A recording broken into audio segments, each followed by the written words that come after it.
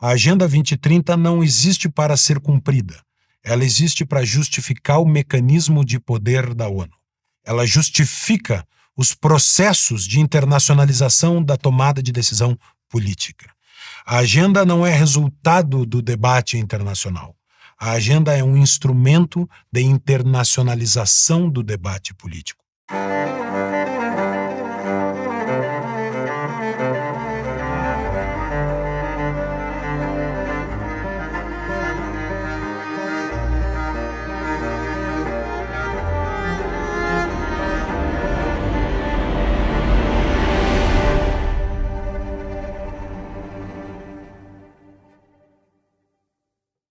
A Agenda 2030 da ONU vai virar a Agenda 2130.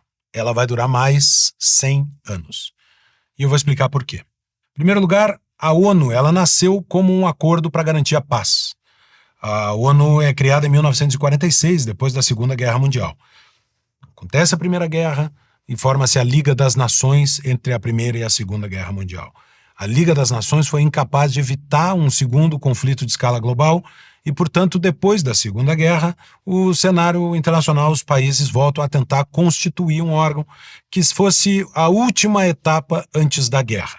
A ONU nasce para ser um ambiente de conciliação para evitar os conflitos armados. É um espaço para garantir a paz. Essa é a primeira missão da ONU que aparece no inciso 1º do artigo 1º da sua Carta de Fundação. A ONU existe, diz a sua própria carta, para manter a paz e a segurança internacionais e, para esse fim, tomar coletivamente medidas efetivas para evitar ameaças à paz e reprimir os atos de agressão ou qualquer outra ruptura da paz, etc. Ou seja, a ONU existe principalmente para promover a paz. Talvez porque as forças políticas foram mudando, talvez porque não houve outro grande conflito global após a Segunda Guerra, a ONU foi se transformando. E essa transformação produziu, em 2016, os Objetivos de Desenvolvimento Sustentável. A ONU já vinha há algum tempo tratando de Objetivos do Milênio, ou seja, a própria ONU se arrogou o direito de impor ou acordar entre os seus países membros objetivos para que os países cumpram. Tudo bem se fossem objetivos de manter a paz e a justiça, mas são muito além disso. Coisas muito diferentes. Os Objetivos de Desenvolvimento Sustentável nascem, então, como uma agenda política internacional. Uma agenda ambiciosa, talvez até utópica. A própria carta que lança os 17 Objetivos de Desenvolvimento Sustentável diz no seu item 3º: nós, os países signatários, nós decidimos acabar com a pobreza e a fome em todos os lugares até 2030. Ora, isso é uma utopia, uma fantasia. E principalmente é uma apropriação por parte do sistema político de um fenômeno que já vem acontecendo no mundo desde 1946. Esse gráfico mostra como a pobreza no mundo caiu e caiu vertiginosamente, principalmente de 1946 para cá. Portanto, quando os Objetivos de Desenvolvimento Sustentável passam a valer em 2016, o processo de redução da pobreza já era extraordinário no mundo. O que vinha acabando com a miséria no mundo não é um acordo entre países, um acordo entre entes políticos, mas é justamente a expansão da economia de mercado, do capitalismo. Aquilo que Eduardo Viola chamou de a hegemonia das democracias de mercado. A combinação da expansão da democracia no mundo com a expansão do capitalismo. Essa é a fórmula do Estado de Direito, a fórmula da garantia dos direitos individuais, somadas a uma economia de mercado que é capaz de produzir a redução da pobreza no mundo. Essa é a norma. Porque é então que surgem 17 Objetivos de Desenvolvimento Sustentável.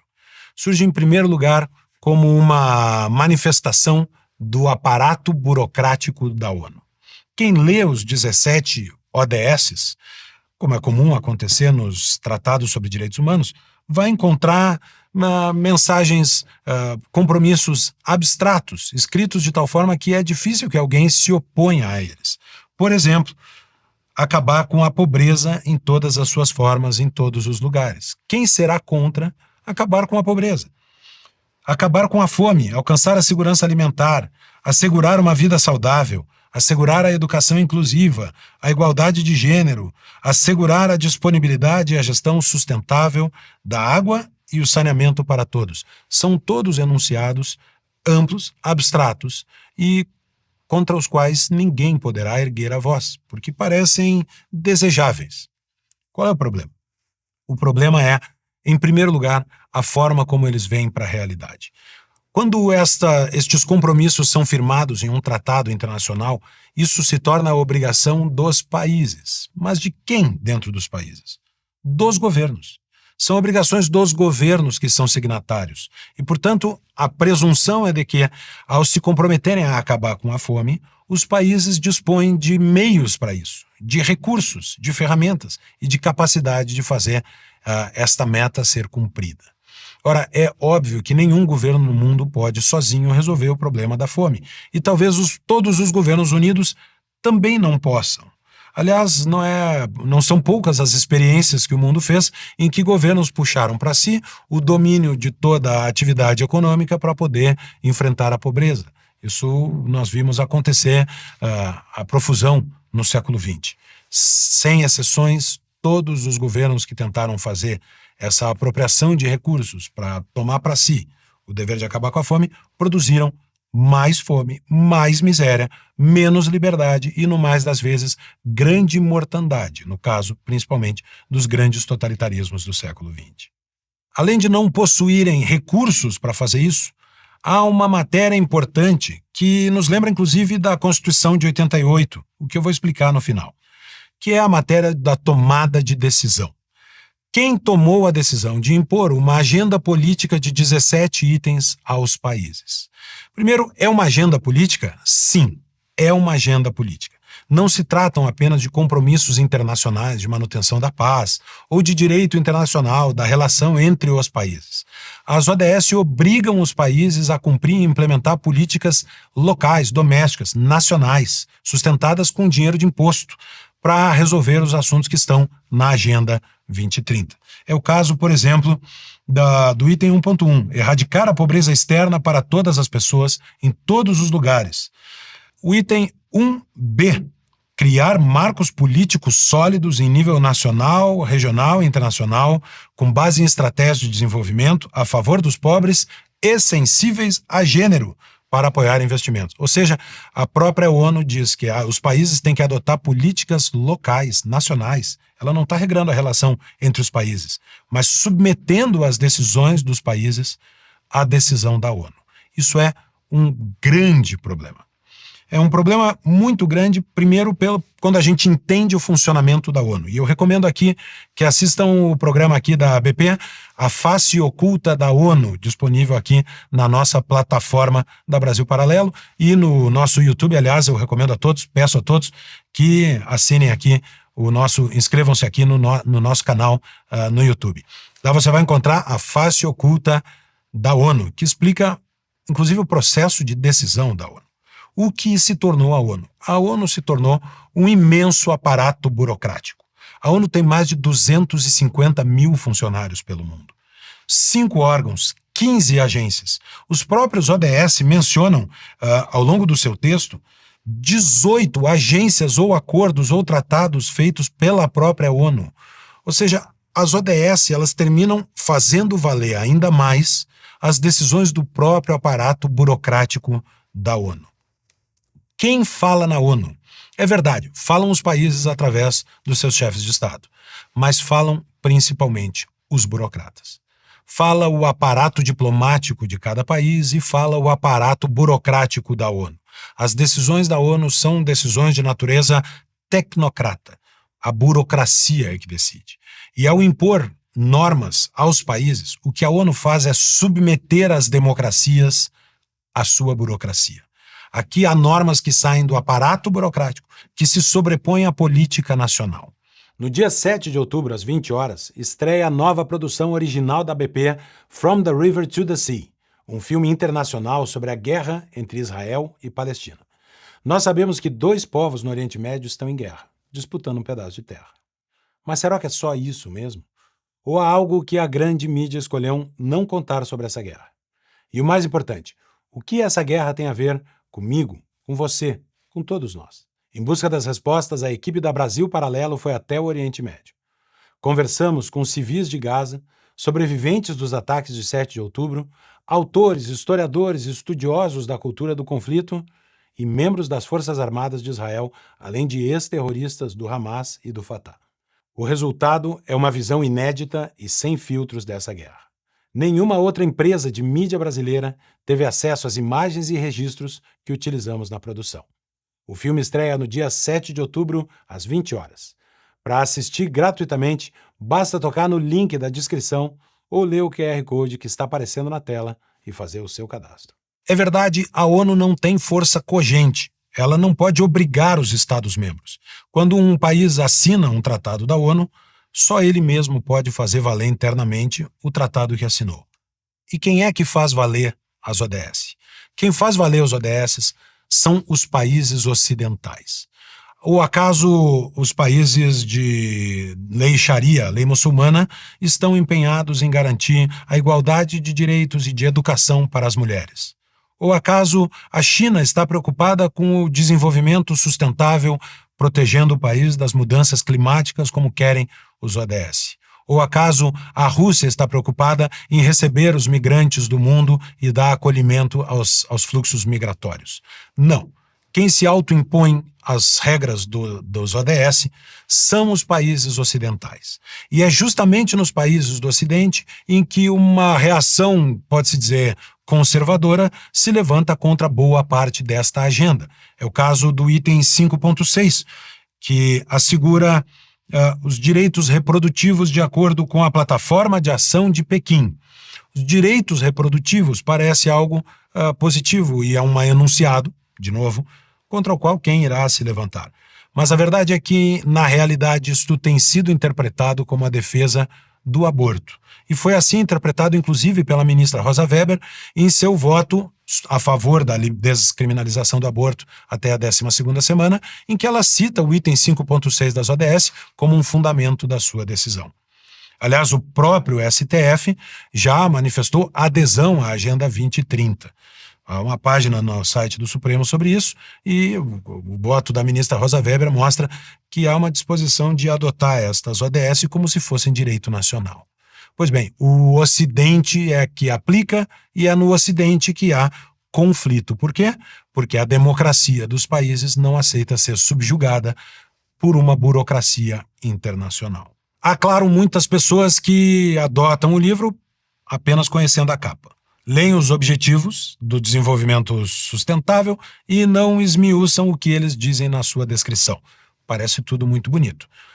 O mercado, por exemplo, adotou principalmente empresas de capital aberto, em busca de recursos de grandes fundos internacionais, vários liderados por George Soros e outros fundos comprometidos ideologicamente.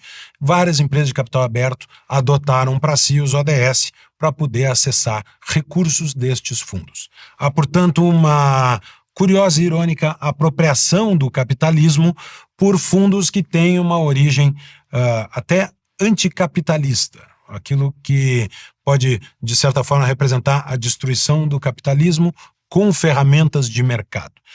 A verdade é que nenhuma empresa pode implementar os ODS, porque os ODS são um compromisso político assumidos por países. São uma agenda política, uma agenda que substitui a deliberação democrática. E nisso há uma semelhança entre as ODS e a Constituição Brasileira de 88. A Constituição Brasileira de 88 constitucionalizou diversos assuntos de políticas públicas. Por exemplo, a existência do FGTS, um fundo de garantia para a proteção da demissão, o adicional de hora extra de 50%, a política sindical, de unicidade sindical, não pode haver mais que um sindicato por categoria, por cidade. Diversos itens da vida cotidiana brasileira estão constitucionalizados. Os programas de distribuição de renda, do tipo Bolsa Família, estão constitucionalizados no Brasil. Isso quer dizer o quê? Quer dizer que nenhum governo pode discuti-los. Quer dizer que esses assuntos estão excluídos da agenda política porque estão retirados da esfera do embate partidário, da escolha do governo do dia, da preferência dos cidadãos que é manifestada nas urnas a cada 4 anos. A Constituição retirou da discussão política e sacralizou alguns assuntos. Agora, além da Constituição, a ONU, através de um compromisso internacional, faz a mesma coisa. Repare que as ODS se referem, por exemplo, a um plano decenal de programas sobre produção e consumo sustentável. Ora, a Constituição brasileira e as leis do Brasil determinam que os governos façam planos plurianuais. São planos de 4 anos. O que acontece se um plano plurianual de um governo do Brasil estiver em desacordo com o plano decenal da ONU? Dentre a explanação dos ODS, há diversos temas que são de política nacional, que deveria ser decidida dentro dos países. Por exemplo, promover políticas orientadas para o desenvolvimento, ou seja, política interna de desenvolvimento de cada país.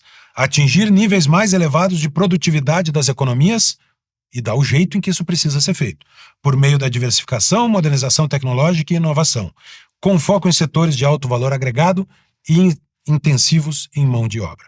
A ONU se deu ao direito de escolher, inclusive, setores que devem ser privilegiados. Não só isso, como as ODS também prevêem a sua perenização através da educação.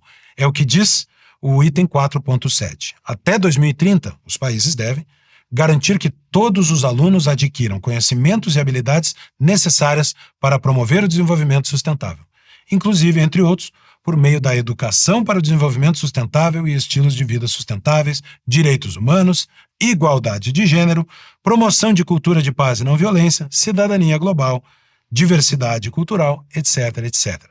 A ONU estabelece a obrigação para que os países ensinem os alunos sobre a sua própria agenda.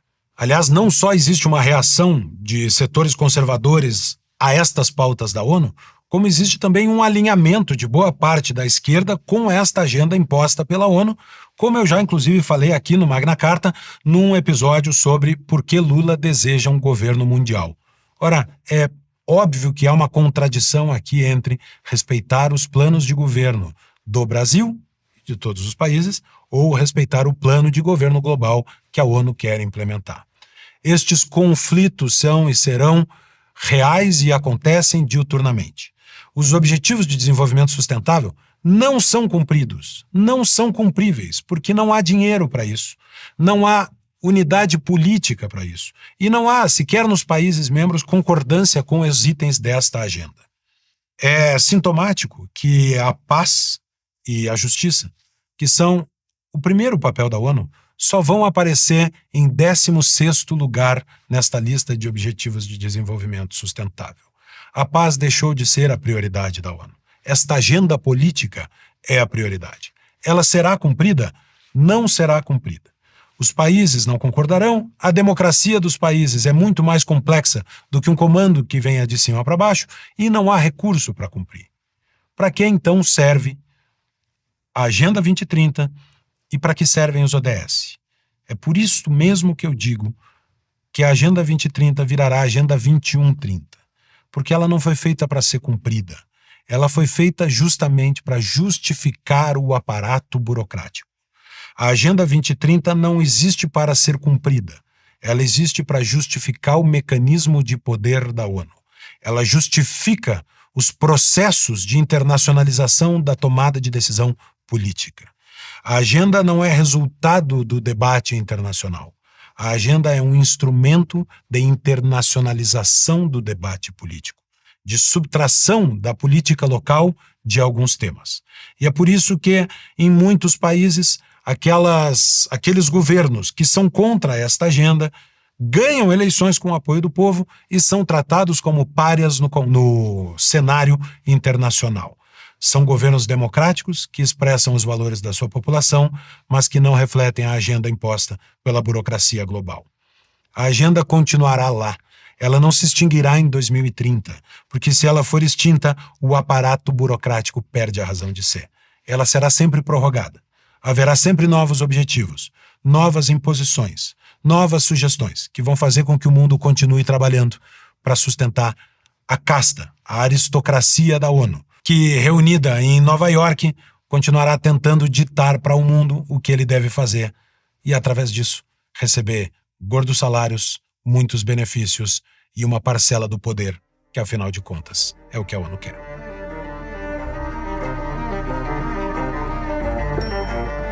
Na Brasil Paralelo, optamos por um caminho arriscado. Pô, mas tu tá fazendo isso aí, fica difícil de vender. Nunca foi sobre vender.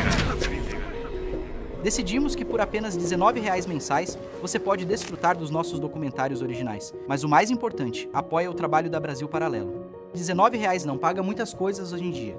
Mal compra um salgado e um refrigerante, e é possível que esse valor já tenha sido gasto por você hoje sem nem perceber. Essa decisão foi tomada com base na nossa crença de que uma grande quantidade de pessoas se uniria a nós nesse propósito. Estamos convencidos de que, com muitas pessoas contribuindo com apenas R$19 mensais, podemos provocar uma transformação significativa na cultura brasileira.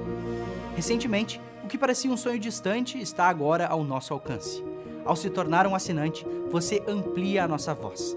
Para demonstrar nossa total transparência e confiança no valor do nosso conteúdo, oferecemos a você um período de 7 dias para reconsiderar a sua decisão, por qualquer motivo que seja. Assim que se juntar a nós, você terá a oportunidade de conhecer nossos conteúdos, incluindo debates, entrevistas exclusivas e materiais complementares. A sua participação é fundamental para nós. Esperamos em vê-lo em breve em nossa plataforma de membros. Nós contamos com você, muito obrigado e até breve.